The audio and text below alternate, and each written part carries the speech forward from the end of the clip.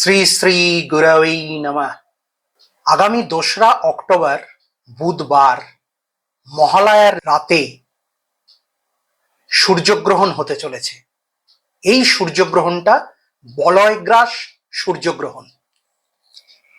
এই সূর্যগ্রহণের দুটি বিশেষ তাৎপর্য আছে। 1 নম্বর হলো যে এই সূর্যগ্রহণ হতে চলেছে সর্বপিতৃ অমাবস্যার রাতে। 2 নম্বর, এই দিন শনি রবির ষষ্ঠক যোগও তৈরি হচ্ছে। ফলে এই সূর্যগ্রহণের গুরুত্ব কিন্তু বিশেষভাবে তাৎপর্যপূর্ণ। এবার প্রথম কথা দেখুন, অ্যাস্ট্রোনমি এবং অ্যাস্ট্রোলজি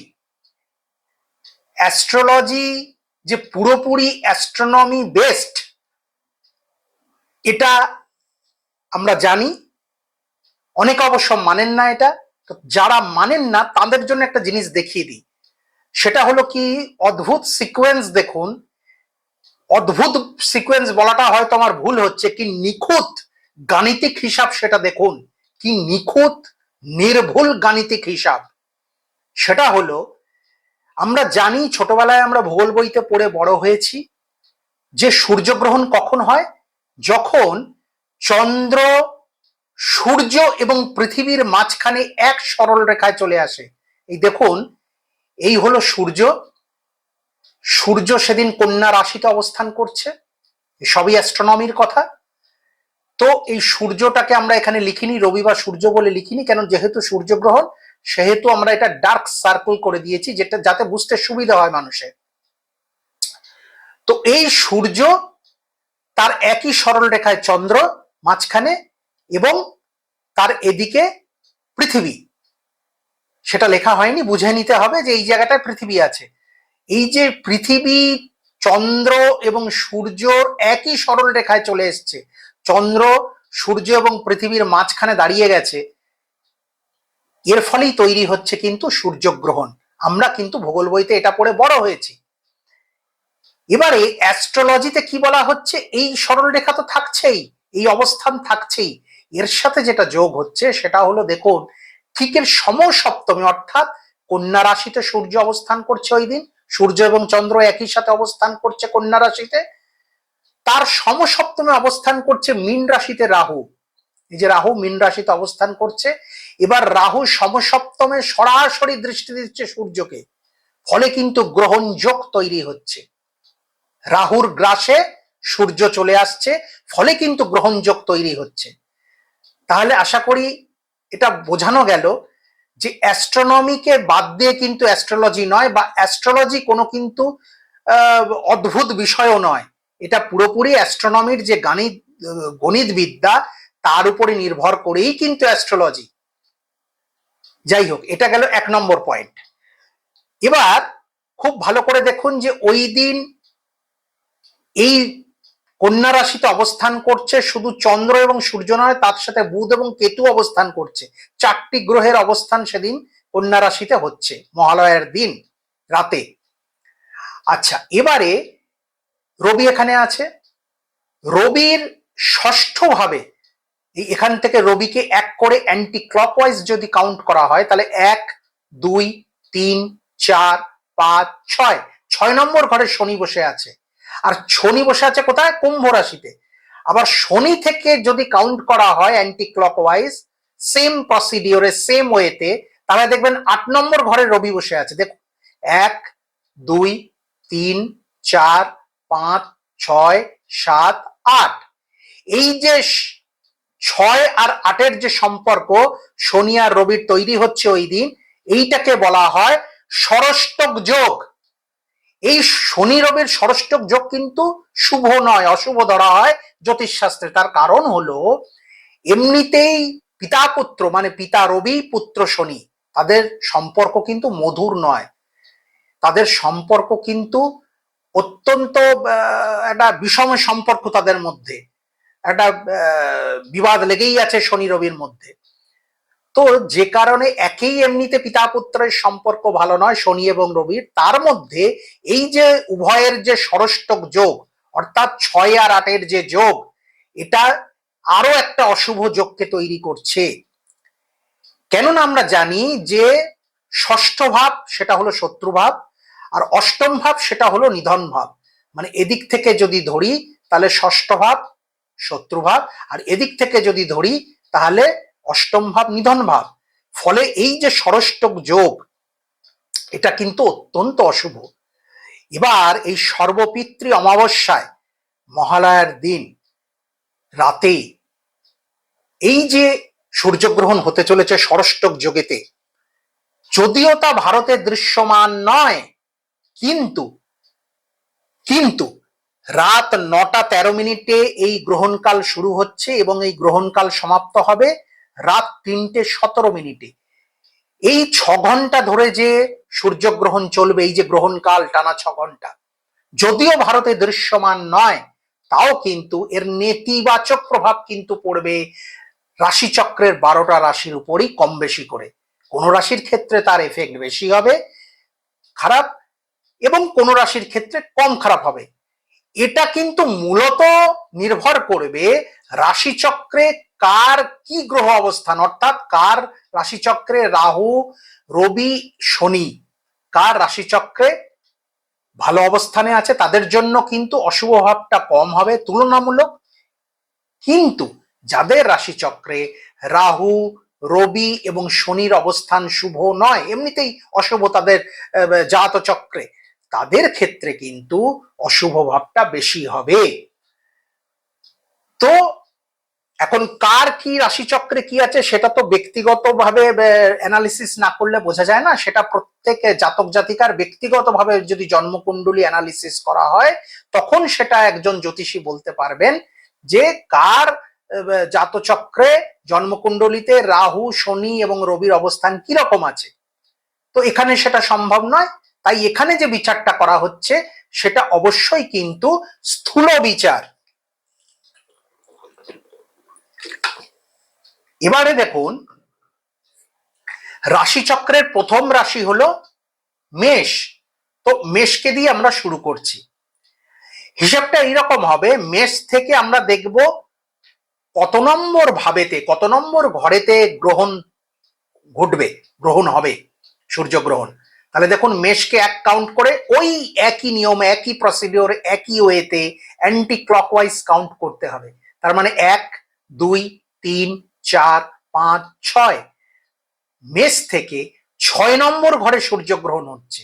অর্থাৎ মেষ রাশির জাতক জাতিকা যারা, তাদের জন্য এই সতর্কবাণী দেয়া হচ্ছে যে তারা কর্মক্ষেত্রে সদা সতর্ক থাকবেন, অযথা অকারণে সহকর্মীদের সাথে ঝামেলা অশান্তিতে জড়াবেন না, এবং কোন রকম মনের কথা সহকর্মীদের সাথে শেয়ার করবেন না, তাতে কিন্তু বিপদ ঘটতে পারে। কারোর সমালোচনা করে কোন রকম আলোচনা কিন্তু তাদের আপনাদের সহকর্মীদের সাথে করবেন না। একটা সম্মানজনক দূরত্ব কিন্তু বজায় রাখবেন আপনাদের সহকর্মীদের সাথে, নয়তো কিন্তু বিপদ ঘটতে পারে। এবং যেহেতু ষষ্ঠ স্থান রোগেরও স্থান, সেহেতু মেষ রাশির জাতক জাতিকারা নিজেদের শরীর সম্পর্কে সচেতন থাকবেন, অল্প কিছু হলেও ডাক্তারের শরণাপন্ন হবেন, একদম নেগলেক্ট করবেন না।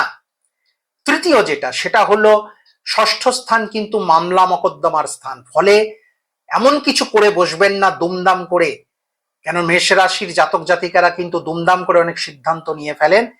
এই সময় কোনো মামলা মকদ্দমার চক্করে কিন্তু ফাঁসবেন না, তাতে কিন্তু আপনারই কিন্তু বুমেরাং হয়ে যেতে পারে। ঠিক আছে, এবার আসছি রাশিচক্রের দ্বিতীয় রাশি বৃষতে। বৃষ থেকে আবার কাউন্ট করছি কত নম্বর ঘরে সূর্যগ্রহণ হচ্ছে, কত নম্বর ভাবে। দেখুন 1 2 3 4 5, 5 নম্বর ঘরে সূর্যগ্রহণ হচ্ছে বৃষ রাশির। 5 নম্বর ভাব হলো সন্তান ভাব। তার মানে বৃষ রাশির জাতক জাতিকারা যারা, তারা কিন্তু সন্তানের সাথে সম্পর্ক সুসম্পর্ক বজায় রাখবেন, কোন রকম বিবাদ বিসংবাদে যাবেন না সন্তানের সাথে, এবং সন্তানের স্বাস্থ্যের প্রতি বিশেষ নজর দেবেন। এরপর আসছি রাশিচক্রের তৃতীয় রাশি মিথুন রাশিতে। মিথুন রাশি থেকে ওই একই ফর্মুলা কাউন্ট করছি, তাহলে 1 2 3 4 চতুর্থ ভাব। মিথুন রাশি থেকে চতুর্থ ভাবে সূর্যগ্রহণ হতে চলেছে। এবার চতুর্থ ভাব হলো বাসস্থান, গাড়ি, বাড়ি, মা। তাহলে মিথুন রাশির জাতক জাতিকা যারা, তাদের মায়ের প্রতি একটু সতর্ক দৃষ্টি দেবেন, সচেতন হবেন, মায়ের স্বাস্থ্যের প্রতি একবারেও উদাসীন হবেন না। আর রাস্তায় যখন গাড়ি ড্রাইভ করবেন খুব ভালো হয় এই সময়কালে নিজে গাড়ি ড্রাইভ না করাটাই সবচেয়ে বাঞ্ছনীয়। যদি ড্রাইভ করেনও খুব সাবধানে সতর্কতার সাথে ড্রাইভ করবেন, ঠিক আছে? আর চেষ্টা করবেন বাড়ির অন্যান্য পরিবারের অন্যান্য সদস্যদের সাথে যাতে কোনো রকম বিবাদ বিসম্বাদ তৈরি না হয়, সুসম্পর্ক বজায় রাখার চেষ্টা করবেন। এবার আসছি রাশিচক্রের চতুর্থ রাশি কর্কট রাশিতে।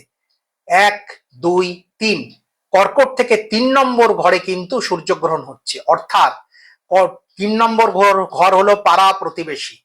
তাহলে কর্কট রাশির জাতক জাতিকা যারা, তারা পাড়া প্রতিবেশীর সাথে সুসম্পর্ক বজায় রাখবেন, কোনো রকম বিবাদ বিসংবাদে যাবেন না, এবং পাড়াপড়শির কারোর সাথে আপনার কোনো গুপ্ত সলা পরামর্শ করতে যাবেন না, সেক্ষেত্রে কিন্তু বুমেরাং হতে পারে, ঠিক আছে? এবার আসছি রাশিচক্রের পঞ্চম রাশি সিংহ রাশিতে। দেখুন, সিংহ রাশির দ্বিতীয় ঘরে সূর্যগ্রহণ হচ্ছে, দ্বিতীয় ভাব হলো ধনস্থান। তো ধনস্থানে ধনভাবে যদি সূর্যগ্রহণ হয়, তার মানে কিন্তু ধনভাবে একটা মানে কি বলবো, মানে ধনভাবে একটা কোন রকম বেশি খরচ বা সঞ্চয়ে বাধা বা অকারণ খরচা বা মানে এমন কোন সম্পত্তি হারিয়ে যাওয়া বা কোনো সম্পদ হারিয়ে যাওয়া বা টাকা পয়সা পার্স হারিয়ে যাওয়া, এসবের দিক থেকে বিশেষভাবে সতর্কতা গ্রহণীয়। কেননা আপনাদের দ্বিতীয় ভাব হলো যেহেতু ধনভাব, তাই দ্বিতীয় ভাবে সূর্যগ্রহণ মানে সিংহ রাশির জাতক জাতিকার ক্ষেত্রে ধননাশের প্রবল যোগ দৃষ্ট হচ্ছে, ধননাশের প্রবল যোগ দৃষ্ট হচ্ছে। এবার আসি রাশিচক্রের ষষ্ঠ রাশি কন্যা রাশিতে। কন্যা রাশিতেই যেহেতু সূর্যগ্রহণ হচ্ছে, তাই কন্যা রাশির জাতক জাতিকারা নিজেদের স্বাস্থ্যের প্রতি অত্যন্ত সচেতন হবেন, ঠিক আছে? এবং যেহেতু তার সপ্তমে রাহু বসে আছে, ফলে তার যে স্পাউস অর্থাৎ স্বামীর ক্ষেত্রে স্ত্রী এবং স্ত্রীর ক্ষেত্রে স্বামী, উভয়ের শরীর স্বাস্থ্যের প্রতি বিশেষভাবে নজর দেবেন। এবার আসছি রাশিচক্রের সপ্তম রাশি তুলা রাশিতে। এবার আমরা দেখি তুলা রাশি থেকে কত নম্বর ঘরে সূর্যগ্রহণ হচ্ছে। দেখুন, 1 2 3 4 5 6 7 8 9 10 11 12 12 নম্বর ঘরে সূর্যগ্রহণ হচ্ছে। তাহলে 12 নম্বর ঘর হলো ব্যয়ভাব, হসপিটালাইজেশন এবং যে কোনো রকম আনএক্সপেক্টেড খরচা কিন্তু 12 নম্বর ঘর থেকে হয়। তো তুলা রাশির জাতক জাতিকারা যারা হসপিটালাইজেশনের থেকে সাবধানে থাকবেন, মানে আপনারাও স্বাস্থ্য সচেতন হবেন এবং অকারণে কোনো জায়গায় কিন্তু এখন ইনভেস্টমেন্ট করবেন না। খুব ভালো করে শুনুন, অকারণে চিন্তা ভাবনা না করে, বা খুব ভালো হয় যদি এই সময় কোনো জায়গায় কোনো ইনভেস্টমেন্ট না করেন, কেননা সেই টাকা কিন্তু ডুবে যাবার প্রবল সম্ভাবনা থাকবে। এবার আসছি রাশিচক্রের অষ্টম রাশি বৃশ্চিক রাশিতে। রাশিচক্রের অষ্টম রাশি বৃশ্চিক রাশি। এবার দেখছি রাশিচক্রের অষ্টম রাশি বৃশ্চিক থেকে কোন ঘরে সূর্যগ্রহণ হচ্ছে। দেখুন, 1 2 3 4 5 6 7 8 9 10 11 একাদশ ভাবে বা একাদশতম ঘরে, মানে একাদশ ভাবেই সূর্যগ্রহণ হচ্ছে বৃশ্চিক রাশি। একাদশ ভাব হলো আয় ভাব, আয় স্থান, একাদশ স্থান। তার মানে বৃশ্চিক রাশির জাতক জাতিকার ক্ষেত্রে আয় ভাবে বাধা উৎপন্ন হবে, মানে কোনো কারণে যে ধরুন ইনকামটা হচ্ছিল সেখানে কিন্তু প্রতিবন্ধকতা তৈরি হবে, ঠিক আছে? তো এই ব্যাপারে আগে থেকে ভবিষ্যৎবাণী করে দেওয়ার অর্থ এটাই, আপনারা সতর্ক থাকবেন, সচেতন থাকবেন, যেন ওই প্রতিবন্ধকতাটা যতটা সম্ভব, যেহেতু আগে থেকে আপনারা জানতে পারছেন, আপনাদের জানিয়ে দেওয়া হচ্ছে, সেহেতু আপনারা চেষ্টা করবেন যাতে ওই সময়টা মেকআপ করা সম্ভব হয়, যাতে অকস্মাৎ মুখ থুবড়ে না পড়েন আপনারা, ঠিক আছে? এবার আসছি রাশিচক্রের নবম রাশি ধনু রাশিতে। ধনু রাশির দেখুন, ধনু রাশির কত নম্বর ঘরে এবার হচ্ছে আমরা একবার দেখি। 1 2 3 4 5 6 7 8 9, 10, দশম ভাবে সূর্যগ্রহণ হচ্ছে ধনুরাশির জাতক জাতিকার ক্ষেত্রে। দশম ভাব হলো কর্মভাব। তাহার মানে ধনুরাশির কর্মভাবে মানে কর্মস্থানে কিন্তু বাধা বিপত্তি প্রতিবন্ধকতা তৈরি হবার প্রবল সম্ভাবনা থাকবে, এবং কর্মস্থানে কারোর সাথে সহকর্মীদের সাথে কখনো গন্ডগোলে জড়াবেন না, কোনো রকম বিতর্কিত মন্তব্য করবেন না। কেননা ধনুরাশির ক্ষেত্রে জাতক জাতিকাদের ক্ষেত্রে প্রবল প্রবলেম হলো তারা চিন্তা ভাবনা না করেই দমদাম একটা কথা বলে ফেলেন, হয়তো অন্তর থেকে বলেন না কিন্তু বলে ফেলেন, এবং যে কারণে অকারণ বিবাদ তৈরি হয়। এক্ষেত্রে কিন্তু সহকর্মীদের সাথে আপনার ভুলভাল বক্তব্য এবং আপনার মানে অচিন্তিত বক্তব্য কিন্তু আপনাকেই বিপদের মুখে ফেলে দেবে।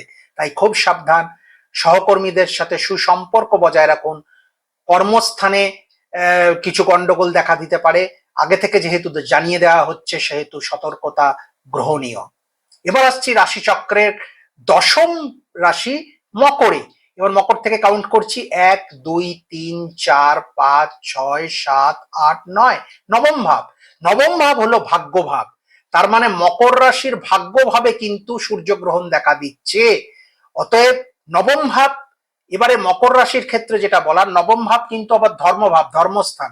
ফলে মকর রাশির জাতক জাতিকারা যদি এই সময় ভগবানের শরণাপন্ন হন, নিত্য চ্যান্ট করতে থাকেন, নিত্য জপ করতে থাকেন ভগবানের, তার আরাধ্য দেবের যদি গুরুকরণ করা থাকে গুরুর, তাহলে কিন্তু তারা অনেকটাই কিন্তু এই ভাগ্যের এই পরিহাস থেকে বা ভাগ্যের এই বিড়ম্বনা থেকে তারা কিন্তু অনেকটাই মুক্তি পেতে পারবেন মকর রাশির জাতক এবং জাতিকারা। আর একটা কথা বলার, অনেক ক্ষেত্রে নবম ভাবকে পিতৃভাবও ধরা হয়, সেক্ষেত্রে পিতার শরীরের প্রতি বিশেষভাবে দৃষ্টি দেওয়া প্রয়োজন মকর রাশির জাতক জাতিকার ক্ষেত্রে। এবার আসছি রাশিচক্রের একাদশ রাশি কুম্ভ রাশিতে। দেখুন কুম্ভ রাশিতেই শনি অবস্থান করছেন এবং সেখান থেকেই কিন্তু ষষ্ঠক যোগ তৈরি হচ্ছে রবির সাথে।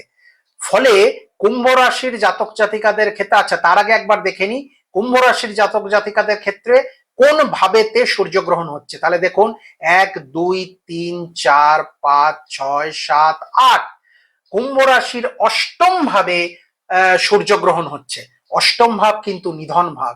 সেক্ষেত্রে কুম্ভ রাশির জাতক জাতিকারা রাস্তায় কিন্তু যথেষ্ট সাবধানে গাড়ি ঘোড়া চালাবেন। যদি আপনাদের যে বাহন যদি নিজে ড্রাইভ করতে না হয় সবচেয়ে ভালো এই সময় কিন্তু ড্রাইভিং এ না যাওয়াটাই বুদ্ধিমানের কাজ নিজে। এবং যদি একান্ত ভাবে নিজেকে ড্রাইভ করতে হয় সেক্ষেত্রে কিন্তু অত্যন্ত সাবধানে, রেকলেস ড্রাইভিং কিন্তু একবারে বর্জনীয় কুম্ভ রাশির জাতক জাতিকার ক্ষেত্রে। কেননা আপনাদের অষ্টম স্থানে কিন্তু সূর্যগ্রহণ হচ্ছে এবং সূর্যের সাথে আপনাদের ঘরে শনি মহারাজ যে বসে আছেন এবং আপনাদের ঘরের অধিপতি শনি, তাই যে ষষ্ঠক যোগ, অশুভ ষষ্ঠক যোগ তৈরি হচ্ছে তার থেকে আপনাদের কিন্তু সাবধানতা গ্রহণীয়। রাস্তায় চলার ক্ষেত্রে সতর্কতা গ্রহণীয়। মানে ধরুন আপনি গাড়ি চালাচ্ছেন না, আপনি এমনি রাস্তা দিয়ে হেঁটে যাচ্ছেন, তাও সতর্কতা গ্রহণীয়। হতেই পারে পিছন থেকে অকস্মাৎ কোনো গাড়ি এসে আপনাকে ধাক্কা দিয়ে দিল পিছন থেকে, আপনার কিন্তু কোনো দোষ নেই। তাই রাস্তা দিয়ে যখন চলাফেরা করবেন খুব সাবধানে চলাফেরা করবেন। এবং অষ্টম স্থানে যেহেতু আপনাদের সূর্যগ্রহণ হচ্ছে তাই নিজের শরীরের প্রতিও আপনারা বিশেষভাবে দৃষ্টি দেবেন, ধ্যান দেবেন। ছোটখাটো কিছু হলেও ডাক্তারের শরণাপন্ন হবেন উইদাউট এনি ফার্দার ডিলে। এবার আসছি রাশিচক্রের দ্বাদশ রাশি মীন রাশিতে। দেখুন মীন রাশিতেই রাহু বসে আছে এবং সেখান থেকেই কিন্তু সূর্যগ্রহণ হচ্ছে, এবং সূর্য যেহেতু সমসপ্তমে মীন রাশিকে দেখাটাই স্বাভাবিক, কিন্তু সেখানে সূর্যগ্রহণ ঘটছে। ফলে একটা অশুভ ছায়া কিন্তু মীন রাশির জাতক জাতিকাদের উপরে পড়ার সম্ভাবনা। মীন রাশির জাতক জাতিকারা খুব অত্যন্ত মানে সচেতন করে আমি বলছি, মীন রাশির জাতক জাতিকারা নিজেদের শরীরের প্রতি বিশেষভাবে যত্নবান হবেন, বিশেষভাবে যত্নবান হবেন নিজেদের শরীরের প্রতি। আর এই সময় কোনো গুরুত্বপূর্ণ সিদ্ধান্ত গ্রহণ করবেন না। কোন রকম গুরুত্বপূর্ণ সিদ্ধান্ত গ্রহণ থেকে মীন রাশির জাতক জাতিকারা কিন্তু বিরত থাকবেন, কেননা আপনাদের রাশিতেই রাহু বসে আছে এবং সেখান থেকেই কিন্তু সূর্যগ্রহণ হচ্ছে সমসপ্তমে। ঠিক আছে? ফলে মীন রাশির জাতক জাতিকারা মানসিক দিক থেকেও একটু বিপর্যস্ত থাকবেন, একটু ডিপ্রেশনে থাকবেন, সেদিক থেকেও নিজেকে রিকভারি করতে হবে। ঠিক আছে, মীন রাশির জাতক জাতিকাদের যেহেতু মীন রাশির অধিপতি বৃহস্পতি, দেবগুরু বৃহস্পতি, তাই গুরুর শরণাপন্ন হন। গুরুর বীজ মন্ত্র যদি নেওয়া থাকে মীন রাশির জাতক জাতিকাদের, তাহলে গুরুর বীজ মন্ত্র জপ করুন, নিরন্তর জপ করতে থাকুন গুরুর বীজ মন্ত্র, এবং ঈশ্বর সান্নিধ্য লাভ করার চেষ্টা করুন।